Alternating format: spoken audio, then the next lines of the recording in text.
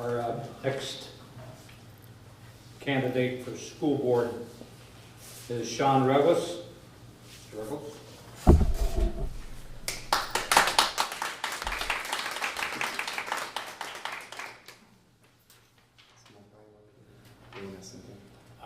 Sir, I couldn't. Yeah, okay. Well, my name is Sean Rugless. I'm a 12-year resident of Springfield Township, so I'm right there at Winton Woods Park. Have enjoyed this community for the past 12 years, not only serving as a resident, but a parent in the district, as well as my soccer team is out there practicing right now. So they see me in a different uniform today. But I'm coming to you today because it's time to expect more. I'm following up on the heels of a very good friend of mine, Kim Burns, and the point that she made earlier is exactly true.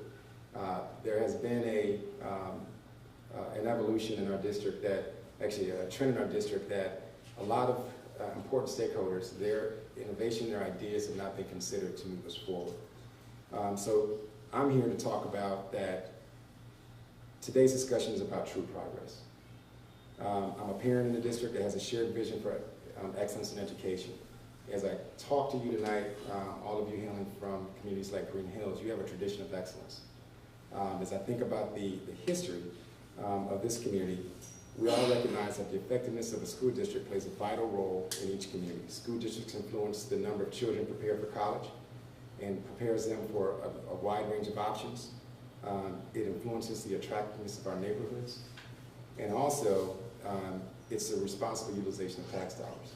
And so when we begin to start thinking that between 52 cents and 60 cents of every property tax dollar is invested in our public schools, we all have a vested interest to ensure that we achieve excellence. Progress has been slower than expected for our district, which is why I'm running. As a 12-year resident, I've had the opportunity to, and the benefit of sending my children to private school. And so I'm coming into this public school position with a private school standard. I'm coming into this with the expectation that it's not a bad thing to make our district accountable for an excellent rating. 2 years ago, our district has come to our communities and asked for increased support to support the levy. In terms of my civic involvement, I've been a volunteer for the finance levy for Springfield Township. I've also was active in the levy campaign for the district, and also volunteered some strategic planning services to our district as well. And what we found is that over the past 2 years, incremental investment has been made with the promise of an excellent district. And so as a community, we voted that $42 million over the next 10 years would be invested in our public school system.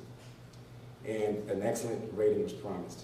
The latest state report card, which was released less than 60 days ago, indicates that the Winton Woods School District remains in continuous improvement for the 8th time within the past 12 years. If we were to take a look at the trend that has happened with regard to anything below effective, it's been 10 years that we've been below effective out of the past 12. And so it's time to expect more. I'm married with children in the district. I've been a resident of this township. I have experience as the president and CEO of the Greater Cincinnati African American Chamber. I'm the former president and CEO of tourism, and I sit on very impactful boards across the region, the United Way, Convention Visitors Bureau, among others. This board experience equips me to make the hard decisions. These board decisions equip me to be able to balance complex data, because I'm an advocate for data-driven decisions.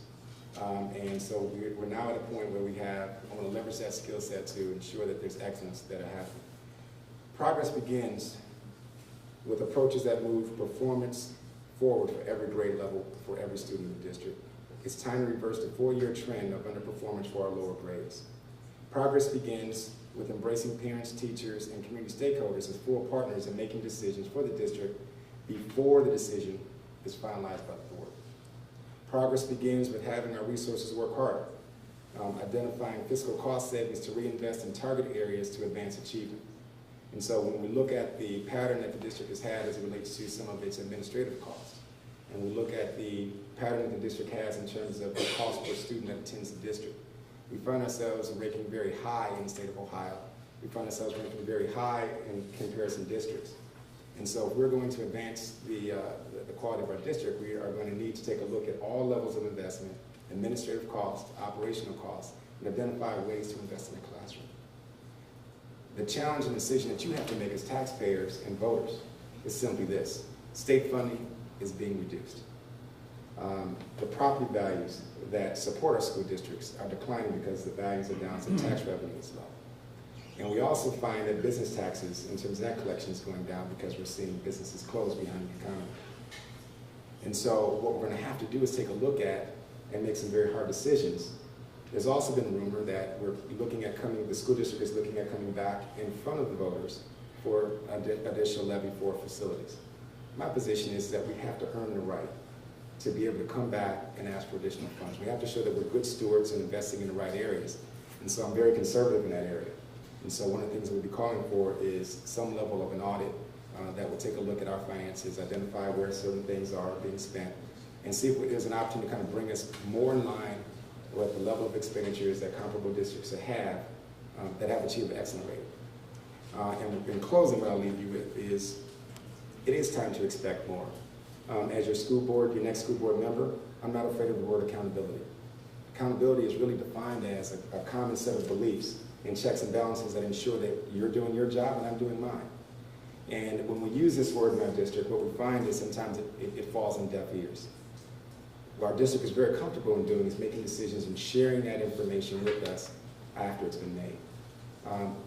I would be what's called a responsive leader. I don't like to celebrate mediocrity. I do believe that we should be finding trends in terms of where this district has been successful, and there's a lot of great episodes of success.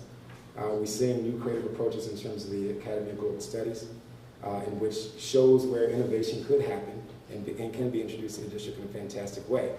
When I'm doing my door-to-door campaign, I'm finding that individuals have said, hey, that's a great thing. Some of the parents are pleased, the students are happy, and individuals within our communities with 8th graders are now considering looking at the high school as an option.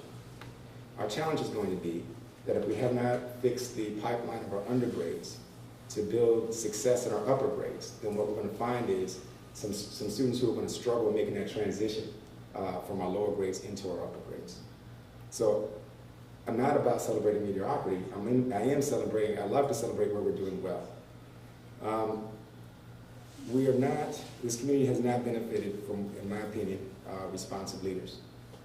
My commitment to you is that I would work hard as I can to bring parent involvement, teacher input, community involvement, taxpayers to the table before critical decisions are made on curriculum and investment. And then lastly, again, I think it's time to expect more. We are sitting here with several board members who have been on this board for more than a generation. And what we're looking for at this particular time is that as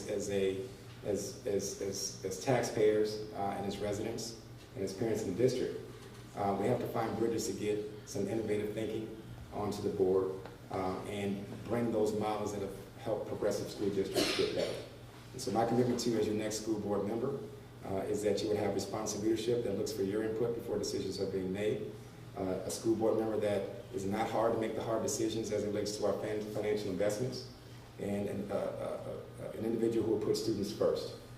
We should make every decision in this district surrounding what's best for these students that happen to attend.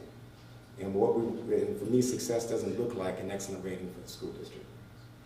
Success looks like that every taxpayer, resident, community person, and parent in this district, whether they send their children to the school district or not, walks around with a badge of honor and pride in the fact that this district is in their neighborhood.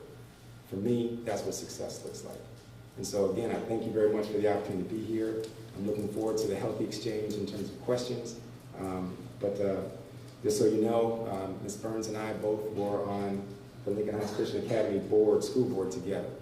And so you're looking at two candidates that actually have more than, I think if you add it all together, maybe 10 years of school board experience, in which we were turning out kids that have tracked extremely well from the grades preschool all the way up to graduating with honors and receiving global scholarships.